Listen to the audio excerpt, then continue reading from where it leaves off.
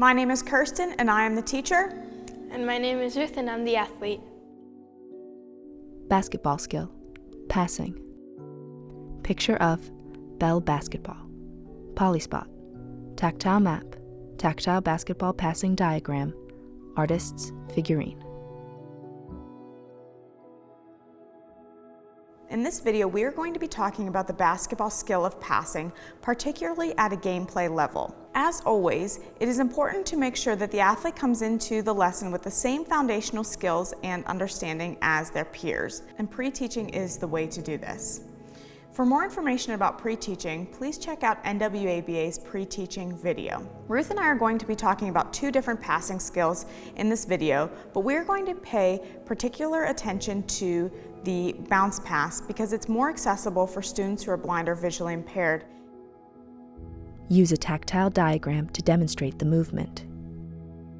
So in our tactile diagram, starting from the left, we have the player and they're starting with the ball in their hands. It's right at a chest level, since whether you're doing a chest pass or a bounce pass, the ball is going to start right at your chest level.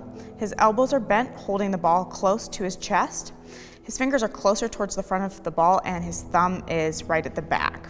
He then steps forward towards his target and is going to push the ball into the ground in front of him, between him and his teammate, bounce the ball on the ground, and then the ball will bounce towards his teammate as he straightens his arms. Use an artist's figurine with the athlete to demonstrate the movement. Our artist's figurine moves in the same way that human body parts move, making it a great tool to help students learn the body movements. All right, Ruth, I'm going to pass it to you and you can make our artist's figurine into the different body movements, since we've already talked about it with our tactile diagram.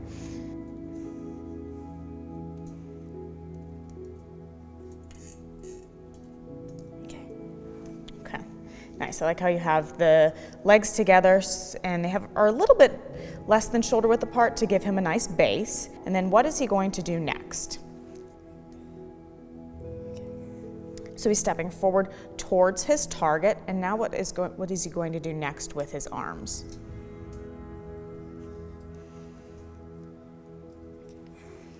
So I like how you have the arms straight, and they're pointing down towards the ground since it's a bounce pass, so he straightens his arms and pushes the ball into the ground so that it will bounce up towards his teammate.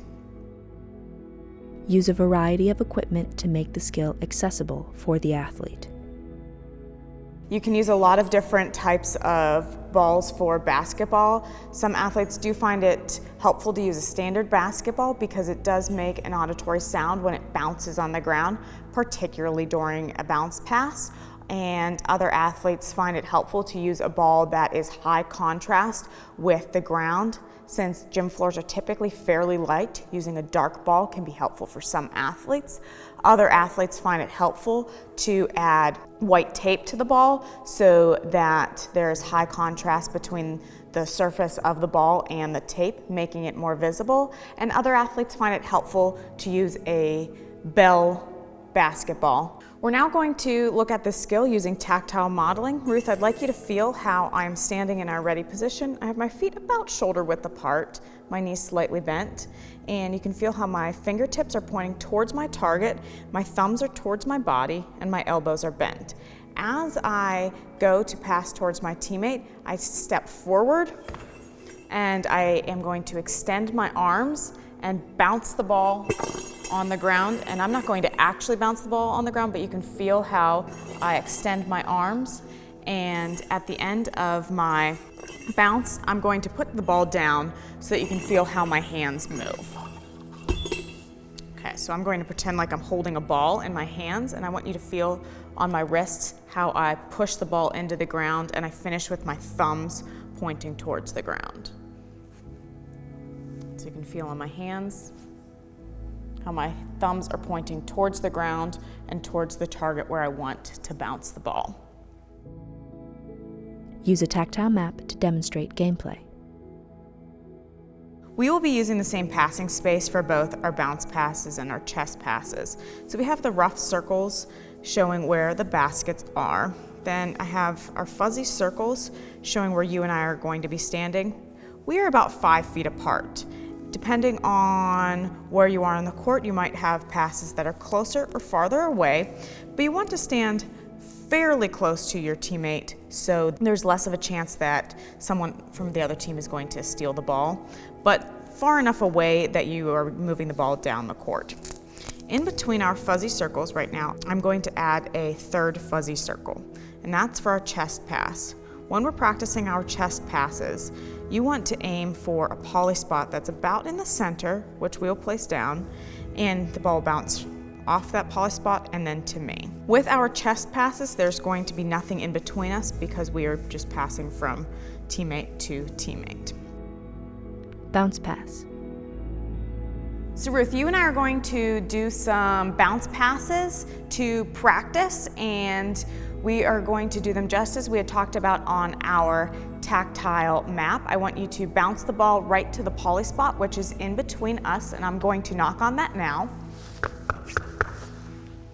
You may hear that as the ball hits the poly spot, it makes a different sound than when it hits the gym floor, making it something helpful to locate towards. So I'm going to let you know that I'm open.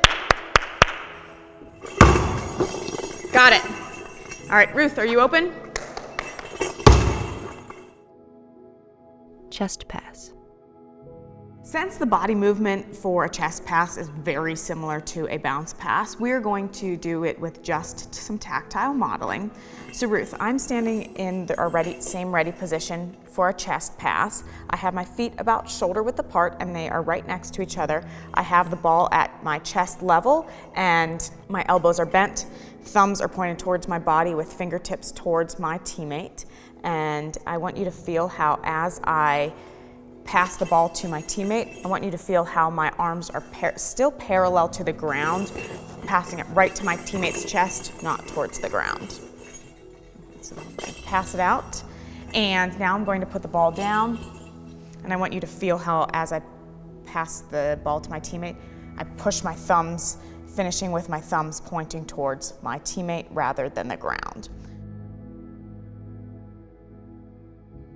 Okay, Ruth, we are going to practice some chest passes, and I'm going to let you know that I'm open. All right, got it. Ruth, you open? Got it. Nice, got it.